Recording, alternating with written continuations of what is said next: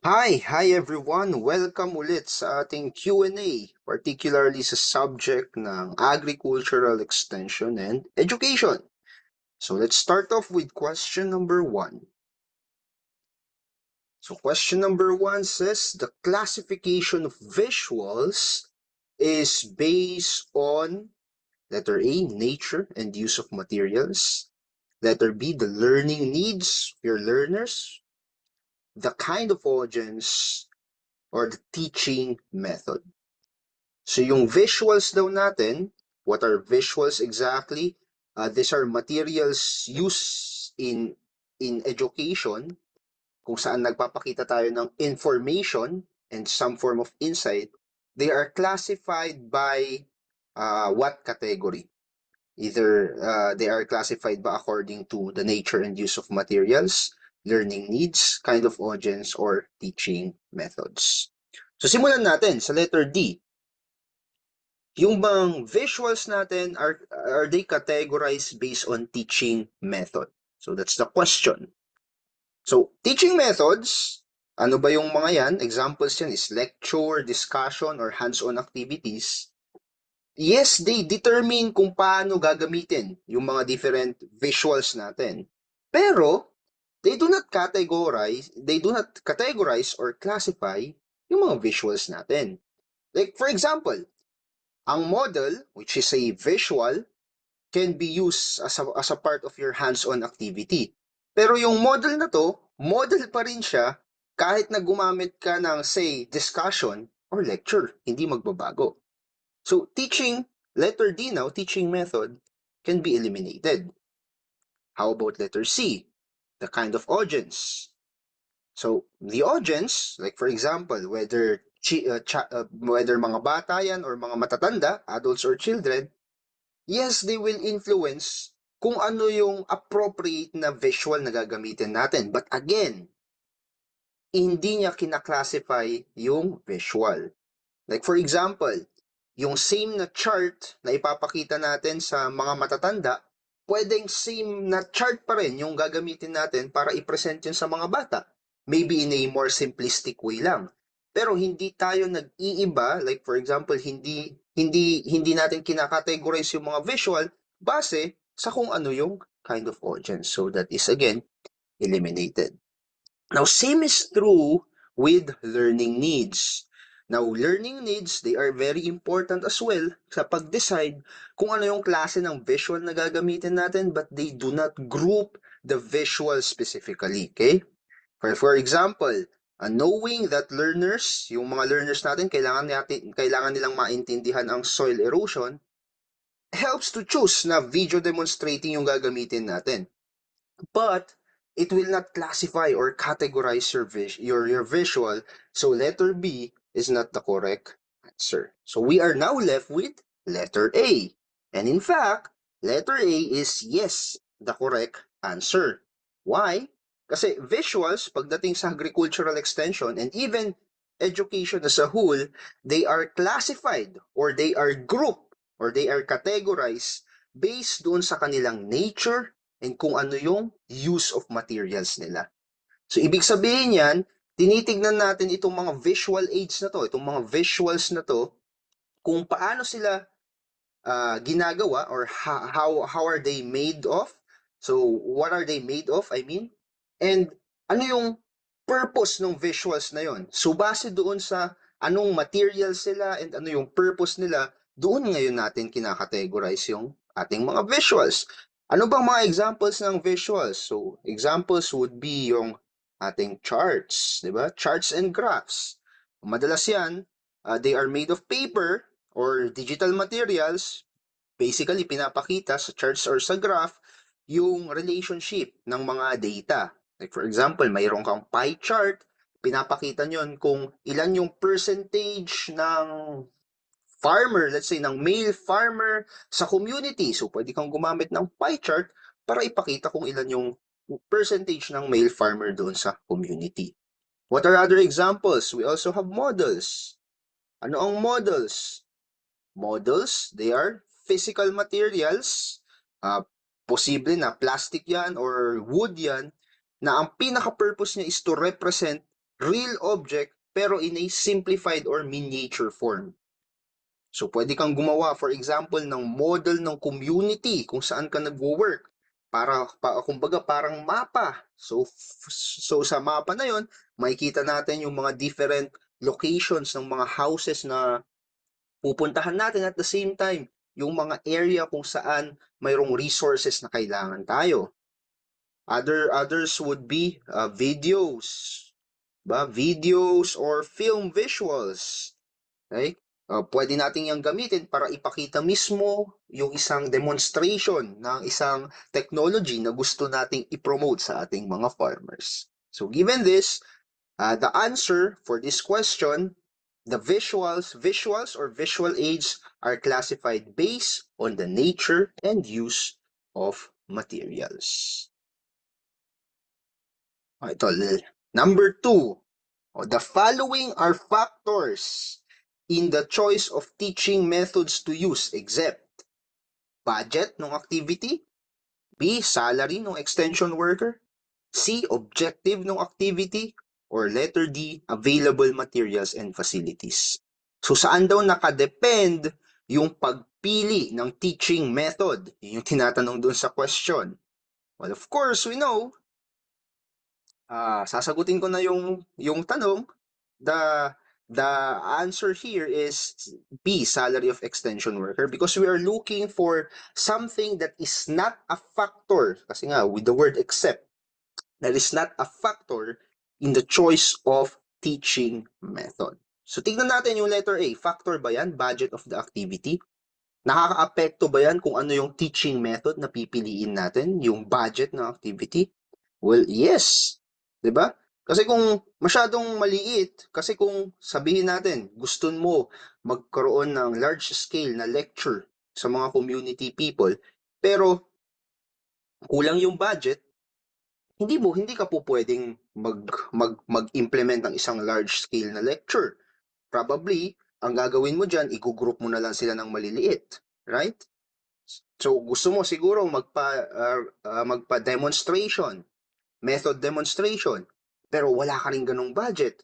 So instead na kukuha ka for example ng isang expert na magde-demonstrate ng skill na gusto mong ituro sa mga farmers, pwedeng ikaw na lang yung mag-aral ng sarili mo kasi nga kulang sa budget. And then ikaw na rin yung mag-i-implement. So yes, budget is very very important. Letter C, objective ng activity. Does this affect yung choice of teaching method? Well, yes. Yes, indeed.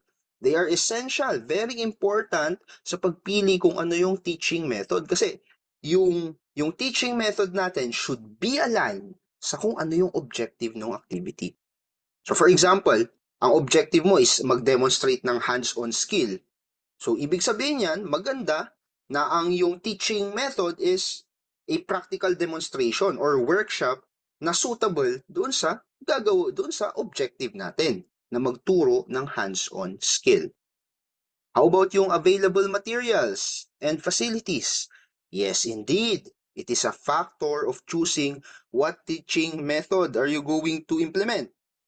So,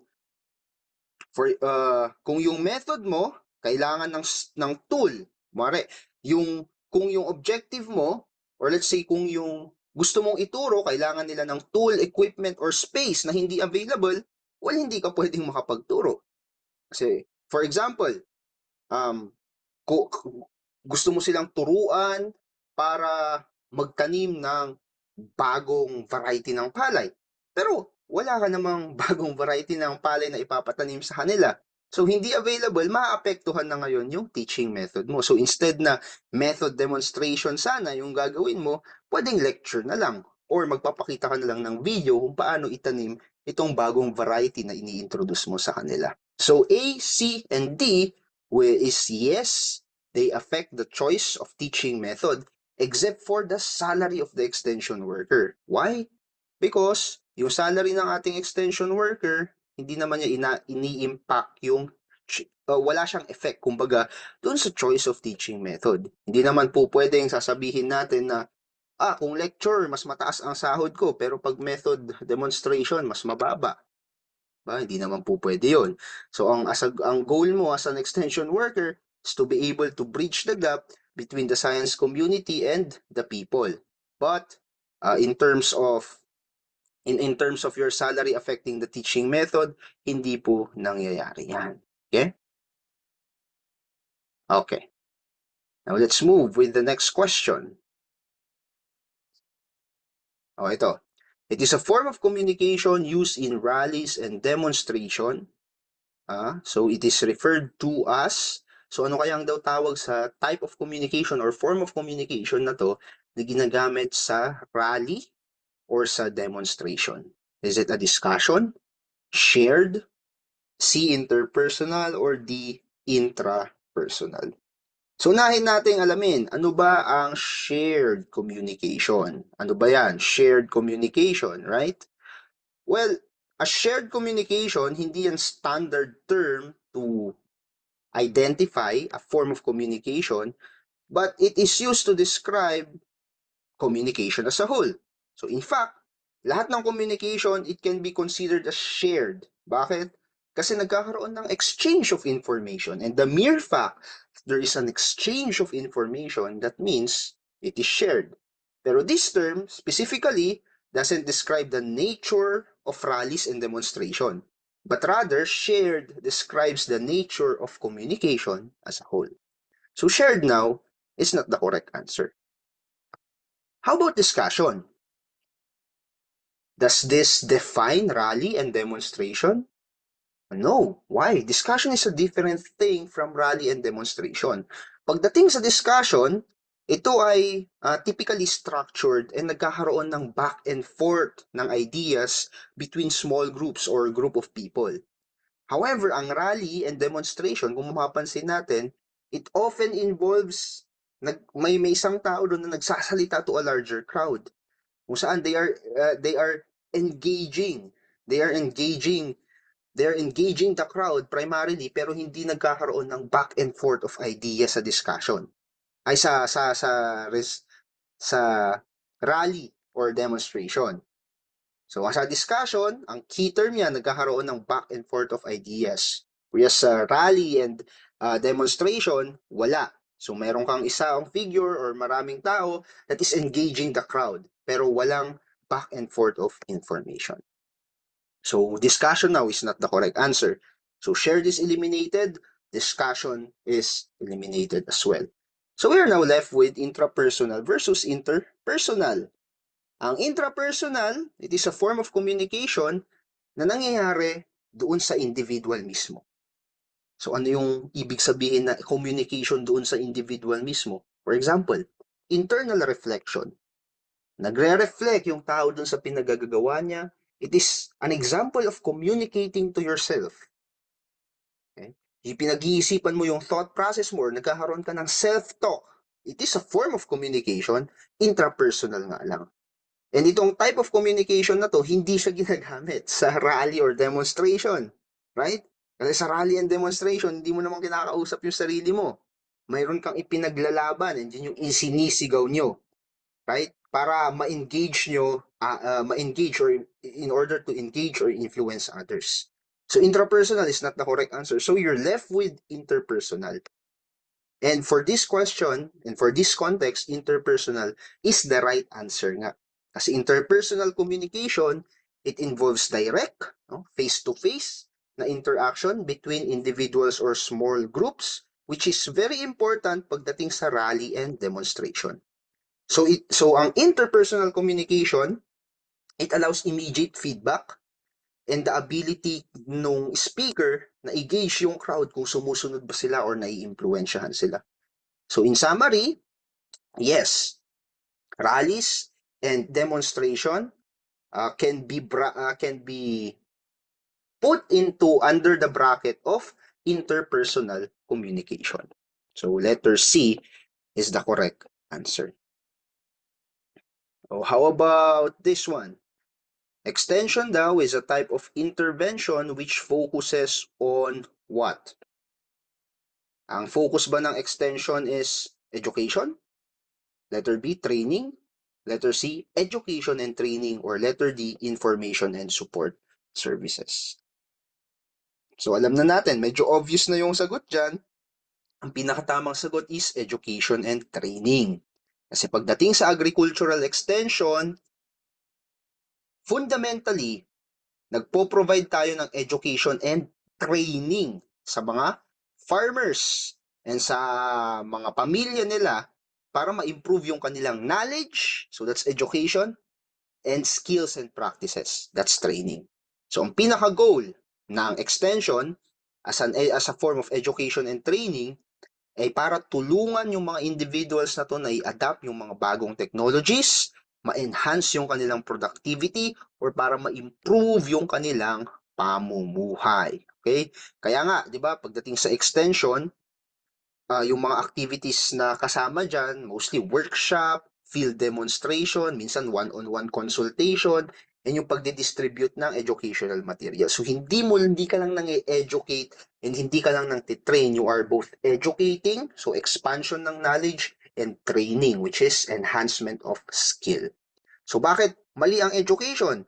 Kasi ang education, isa lang yung tinitignan dyan, right? Education, isa lang yung tinitignan mo dyan. Basically, expansion of knowledge lang or nagbibigay ka lang ng knowledge or understanding sa kung ano yung concept na gusto mong i-present. How about training? Training, isa lang din yan. Kulang. So, ang training, enhancement of skill lang yan. So, we're just talking about improving yung skills or techniques ni farmer para ma-improve niya yung kanyang pamumuhay. Dapat magkasama sila, education and training. How about yung support services? Well, yes, information and support services is very important. It is an important aspect of extension. Pero, these are more about delivering specific data kasi or information rather than education and training. So, kumbaga, information and support services, namimigay lang sila ng extra information or extra support. Pero hindi yun yung core na ginagawa natin as an extension work, which is to provide education and training. Kaya naman, as an extensionist, ang focus ng ating intervention is on education and training. Last question.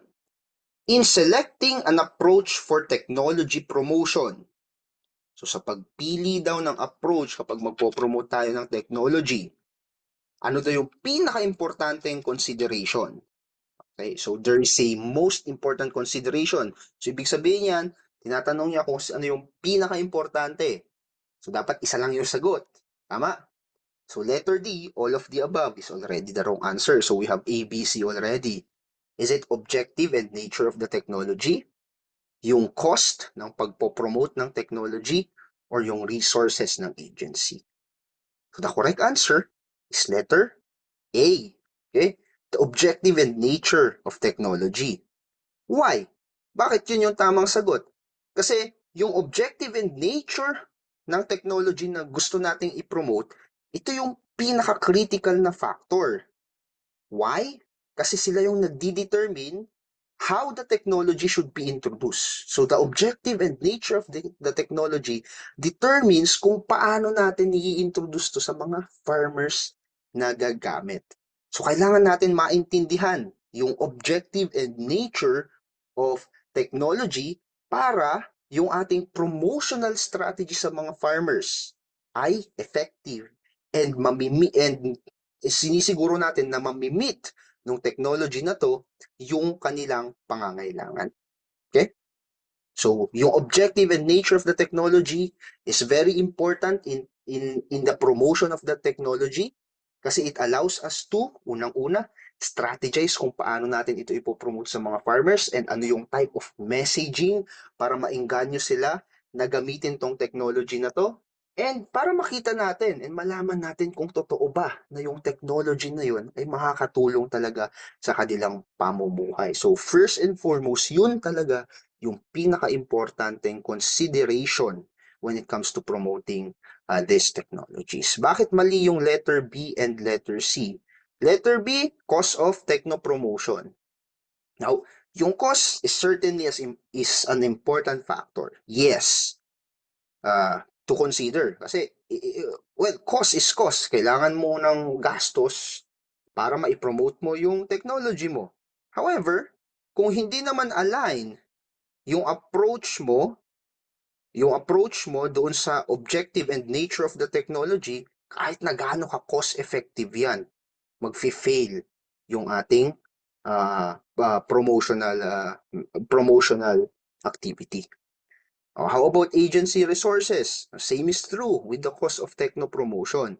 Yung resources natin, such as yung staff, yung expertise ng mga staff, materials, these are all very important. But these resources would affect how the promotion could be carried out. However, kung yung approach ulit natin will not suit yung objective ng technology, saan ba gagamitin yung technology? Kakailanganin ba ni farmer? Kahit pa maralaki yung resources natin as an agency, hindi pa rin magiging effective yung ating technological promotion. So that is why, for this specific question, in selecting an approach for technology promotion, yung pinaka-importanteng consideration or pinaka-importanteng factor is letter A, the objective and nature of the technology.